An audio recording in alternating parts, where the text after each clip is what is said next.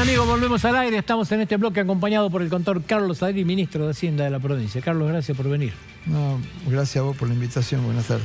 Bueno, a hablar un poquitito de números, digamos. Vamos a ver un poco los números provinciales. Como primero te quiero preguntar, explicarle un poco a la gente qué es esto, este acuerdo que se llevó a cabo hace muy poquitos días, que tiene que ver con la refinanciación del bono verde que vencía en su totalidad en el 2022 y que, bueno, ahora de alguna manera se lo ha reprogramado hasta el 2027.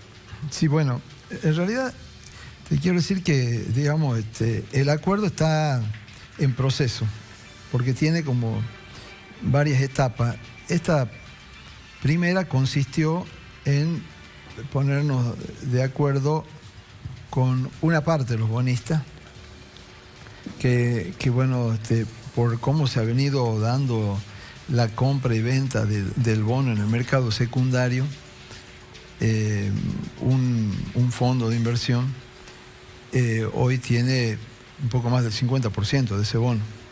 Así que bueno, ¿cómo opera, cómo funciona esto? Para poder hacer esta reprogramación, esta renegociación, y para que sea obligatoria para el 100% de los bonistas, los tenedores de nuestro bono, por lo menos tiene que haber un 75% que esté de acuerdo con las nuevas pautas que establezcamos. Entonces hemos comenzado por este 50% con el cual nos pusimos de acuerdo. A partir de ahí comenzamos a trabajar en dos frentes.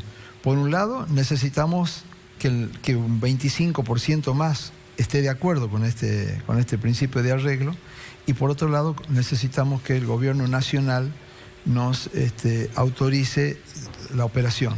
Estamos trabajando en esos dos frentes. Ya en el gobierno nacional, bueno, ya hemos hablado y está bastante avanzado, y lo mismo también está pasando con el 25% del otro bonista. Una vez que tengamos estas dos cosas... Hay un aspecto, te interrumpo, Carlos, sí. Hay un aspecto que a mí me parece importante reflejarlo en esto, ¿no? Porque cuando se van a este tipo de renegociaciones, reestructurar esto siempre nos hemos acostumbrado a pensar que era un bono que de repente la Argentina no lo puede pagar, que llega a su vencimiento. Esta es otra cosa, ¿no? Porque fue una plata que nos dieron para la construcción de una planta que se terminó, que es una de las pocas que se terminó en el país. Creo que la relación con los acreedores me parece que es mucho más amigable en este contexto que lo que pueden ser las otras reestructuraciones, ¿no? Sí, bueno, obviamente, primero, en la provincia de Jujuy, juntamente con unas pocas más, en realidad muy pocas provincias más, vamos a la renegociación sin default, sin estar en default. En realidad hemos venido cumpliendo todos los compromisos tal cual. El último fue en septiembre del año pasado, hemos pagado los intereses del bono puntualmente. Así que, digamos, a diferencia de otras provincias que, bueno, entraron en default, la misma nación que estaba en default y negoció en esa situación. En verdad, como vos decís, digamos, la relación con los bonistas ha sido buena, siempre hemos cumplido todo lo pactado. Y en realidad también, ¿cuál es el tema? Vos recién lo decías, en el año 2022 se produce el vencimiento porque, bueno, fue emitido de esa manera, y en septiembre del año 22, digamos, en las condiciones originales correspondería el pago del monto total del préstamo obtenido, que son 210 millones de dólares. La idea de la refinanciación tiene que ver con que, digamos, por cómo, primero, la planta hoy ya está operando, está facturando, está vendiendo energía, obviamente con todas las bondades, con todo, digamos, lo que significa esta inversión para la provincia, lo que es la generación de energía y bueno, lo que es un cambio en la matriz productiva, ¿no es cierto?, de la provincia. Hoy somos vendedores de energía. Pero bueno, la planta, empezamos allá por el 2017, digamos, toda esta operación, y la idea era que la planta esté terminada mucho antes, de manera tal de poder generar la venta y generar los recursos suficientes para juntar en estos años que están transcurriendo y tener para el 2022 todo el monto para pagar el capital. ¿Qué ocurrió? La planta se fue demorando por distintas razones, pero fundamentalmente porque la estación transformadora que le correspondía, que licitó el gobierno nacional en aquel momento y cuya construcción ha ido financiando el gobierno nacional, bueno, no se terminó a tiempo, tuvo muchas demoras, y también el parque digamos, ha demorado un poco, no tanto, pero bueno, ha demorado un poco, pero lamentablemente hasta que no estaba determinada la estación transformadora no había forma de hacer la entrega de energía. Así que eso ha demorado un poco, digamos, todo el proceso y bueno, por supuesto ha atrasado también el flujo de fondos y eso un poco, digamos, es fundamentalmente, digamos, la idea de hacer esta renegociación de manera tal de partir los vencimientos, ya no establecer un vencimiento único como era para el 2022, sino de estirarlo desde el 23 inclusive hasta el año 2027, parcializándolo semestralmente. Así que esto obviamente da, digamos, un poco más de holgura a la situación financiera para los pagos y creemos que de esta manera vamos a poder pagar bien. Y por otro lado también la oportunidad de renegociar algo de los intereses. Digamos, hemos tenido esa oportunidad donde en el año, digamos, en el 21, vamos a empezar pagando, digamos, tasas de interés más bajas que la pactada originalmente, 2,5%, después el 5%, después el año que viene también el 5%, y en los años subsiguientes sube la tasa hasta 8,37, pero nunca llega al valor original que era 8,62. Así que en realidad eso también significa, más allá del plazo que vamos obteniendo para pagar el capital, también una merma, una quita en los intereses. Por ejemplo, en este año, digamos, en las condiciones originales, este año habría que pagar el orden de los $19 millones de interés y vamos a pagar 11. En el año 22 también va a pasar algo similar. O sea, bueno, eso obviamente hace un horizonte mejor financiero, mucho mejor para la provincia y bueno, obviamente también para Cauchari. 5 años para pagar no es poco. Bueno, en realidad nos hubiera gustado pedirle más. Es lo que se pudo, digamos. Pero bueno, la negociación es muy difícil, son muy duros los bonistas y nosotros originalmente nuestra idea era, por supuesto, le hemos pedido hasta llegar al 2030, bueno, lamentablemente no hemos podido, pero bueno, creo que igualmente... ¿Cómo es en la práctica una negociación de esa? O sea, ¿negocia Carlos Sadir o es un banco el que negocia? No, bueno, la negociación en este caso, primero que fue todo por Zoom, por una cuestión de la pandemia. Después que, bueno, los bonistas en general se constituyen en algún grupo ad hoc que les llaman ellos, una cierta cantidad de bonistas que, digamos, primero se hace, digamos, el gobierno tiene sus abogados, abogados que algunos son de Argentina, otros son del exterior. Los bancos que nos ayudan en la renegociación han sido los mismos, hemos trabajado con los mismos bancos que hemos trabajado en la emisión, que era el Banco Santander y el BCP de Nueva York. Así que ellos dos bancos también participan sus abogados, participan los bonistas y obviamente también sus abogados. Así que esos vamos conformando grupos de Zoom, se va trabajando, discutiendo, haciendo distintas propuestas. Nosotros hicimos una propuesta original sobre la cual empezamos a trabajar, se reciben contrapropuestas y bueno, y ello va llevando negociaciones, algunas veces han sido hasta diarias, otras veces, al principio eran como semanales por ahí, después empieza a acelerarse el ritmo de la negociación y ya se volvían diarias hasta tratar de cerrar un acuerdo que bueno, obviamente un poco lo que se busca como en toda negociación, que sea algo al medio, ¿no es cierto?, entre lo que planteamos y lo que ellos nos planteaban. Así que bueno, es bastante difícil, son muy duros para negociar también. ¿Esa deuda está garantizada por Nación? No, esa deuda no. La del Eximbank sí, digamos. No tiene, esta deuda no tiene ni garantía de Nación, ni garantía de Nación, ni garantía de coparticipación.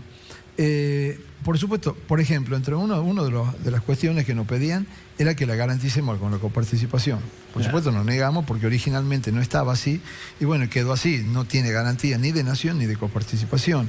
O sea, está garantizado en realidad primero con lo que le venimos demostrando del cumplimiento que ha tenido la provincia. Entonces, se firmó así en las condiciones, en la otra vez, ahora con mayor razón. Claro, hemos tenido un cumplimiento estricto, aún en los peores momentos, porque en el año pasado, con toda la pandemia en el medio, pagamos en el mes de marzo. Se hicieron 2 pagos de $9 millones. Eso se hicieron en tiempo y en forma, digamos. Aún en septiembre, que inclusive ya, digamos, primero, no solo el problema de la pandemia, el problema de contar con menos recursos, sino también, no nos olvidemos que la normativa del Banco Central respecto a la restricción de la compra de dólares y eso también influía mucho y nos complica un poco, pero aún así hemos cumplido estrictamente. Así que creo que más garantía que eso, que aún en el medio de la pandemia haber cumplido, ser de las pocas provincias que ha cumplido y no ha caído en default, creo que a ellos le da... obviamente hemos puesto esto sobre la mesa en la negociación para saber que la garantía está, no hace falta ni la Copa ni la Nación para garantizar el cumplimiento. ¿Cómo se está comportando, cambiando de tema, digamos? Yo recién hacía un comentario de algunos escenarios buenos que puede tener el presidente Alberto Fernández si políticamente se dan algunas condiciones, y uno de ellos que tocaba era la recaudación. ¿Cómo se está comportando la recaudación en la provincia? He visto que ha tenido algunos meses como enero que subió, en diciembre subió pero menos que la inflación, enero un poquitito más. ¿Cómo es el comportamiento que está teniendo? ¿De la provincial? De la provincia. Bueno, la provincial ha tenido, sí, tiene un comportamiento que es un poco como una montaña rusa, ¿no es cierto? Porque tiene que ver también con los vencimientos. Por ejemplo, estos meses como febrero, como marzo, son meses buenos de recaudación. Mejora el inmobiliario, claro. Porque se vencen, por ejemplo, el impuesto inmobiliario, y hay mucha gente que aprovecha los descuentos del 20%, el descuento de buen contribuyente, y hay contribuyentes fuertes, además hay contribuyentes importantes del impuesto inmobiliario, y bueno, obviamente eso, empujan la recaudación a que sea mejor. De todas maneras, ha mejorado la recaudación, pero también porque, en cierto modo, digamos, la recaudación principalmente de las provincias, no de Jujuy, de todas las provincias, tiene como un componente principal el impuesto sobre los ingresos brutos. Y obviamente el proceso inflacionario empuja un poco también eso, un poco mentiroso, pero lo empuja, porque en realidad los precios suben y, digamos, en lo nominal se vende más. Y parece que el impuesto se paga más impuestos, recaudado más impuestos. Habría que hacer un análisis ya actualizando, o sea, valores reales, si efectivamente se da porque lo que parece que aumenta la recaudación, a veces si uno mira valores nominales o sacas el efecto inflacionario, y por ahí que estamos igual o menos que antes. Estamos parecidos, estamos igual, y creo que está creciendo un poco. No mucho, pero está creciendo algo justamente, digamos, un poco empujado por el tema de lo que es la venta.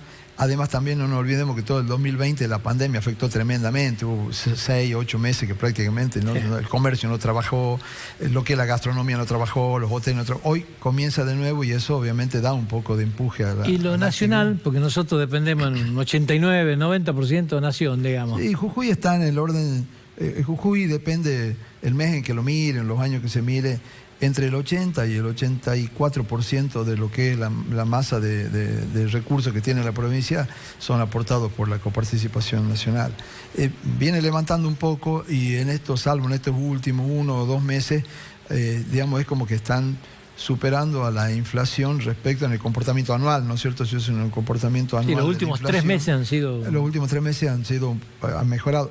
Que tiene que ver con esto, que tiene que ver con que muchas actividades vuelven, muchas cosas han empezado, porque si bien acá en Jujuy, creo que hace un rato, digamos, unos cuantos meses ya la actividad ha empezado y está como bastante normal, en otras provincias no se daba esto, y estaba como un poco más cerrado.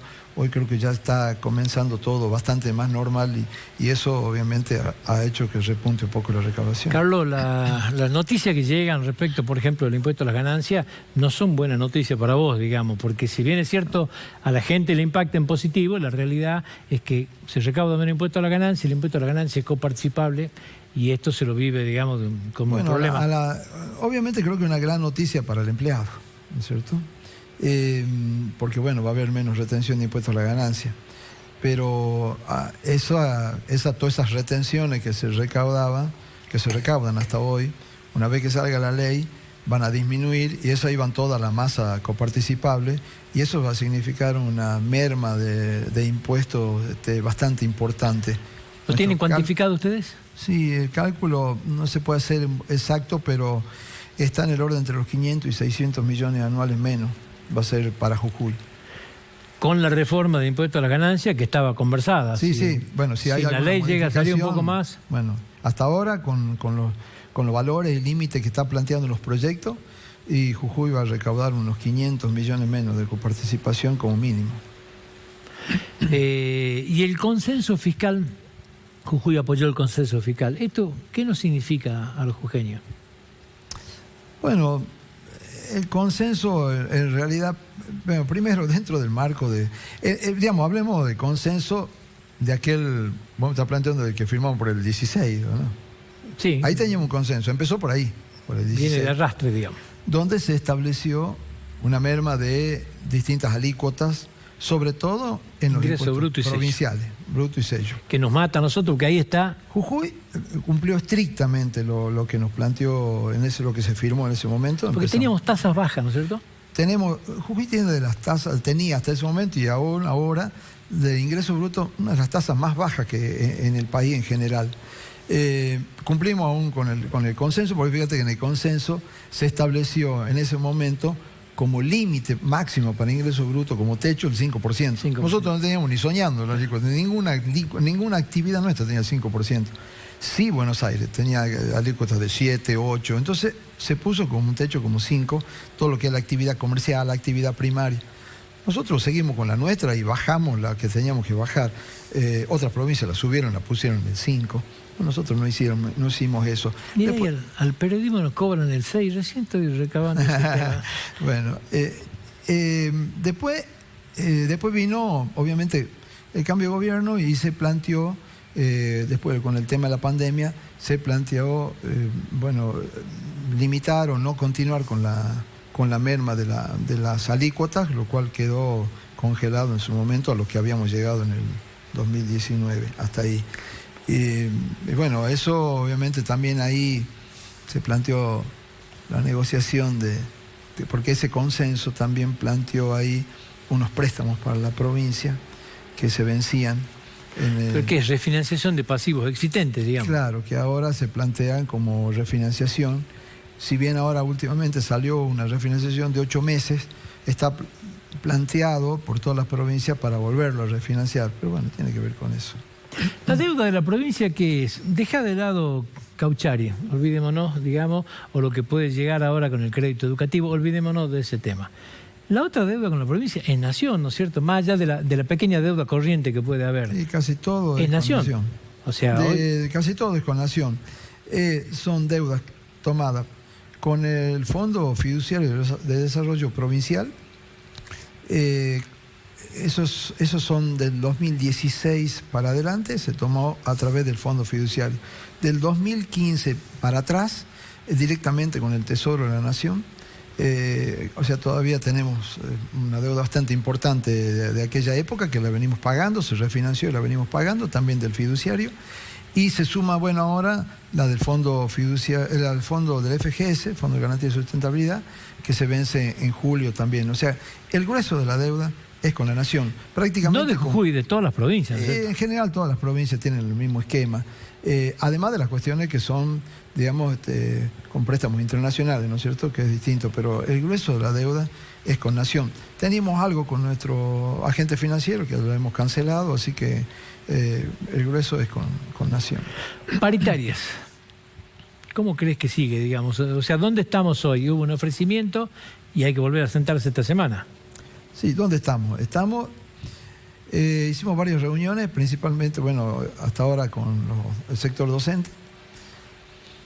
Nuestro ofrecimiento fue, digamos, primero hicimos una reunión que no fue del ofrecimiento, sino simplemente para escuchar un poco las partes, para escucharlos a ellos y ellos a nosotros, porque más allá del porcentaje hay muchas cuestiones que, digamos, estaban además del porcentaje.